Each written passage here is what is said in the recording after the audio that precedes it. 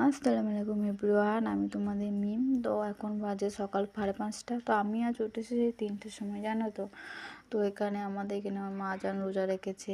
তো অনেকেই রোজা রেখেছে আজ শবে বরাতের উদ্দেশ্যে, অনেকেই রোজা রাখে। তো এইদিকে দেখো কত হালকা কুয়াশা ছিল, কিন্তু ঠান্ডা ছিল প্রচণ্ড। এইদিকে তো বন্ধু কখন উঠেছে, আজকে মাছ ধরেছে পুকুরে, তাই নিয়ে এলো ও মাছগুলো গিয়ে।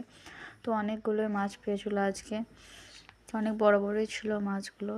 তো আমার তো মাছ খেতে খুব ভালো লাগে। তো এইদিকে তারপরে দেখি এসে মা যান রুটি বানাচ্ছে এইদিকে। তো কে কে রুটি খেতে ভালোবাসে তো কমেন্টে জানিও এই রুটি।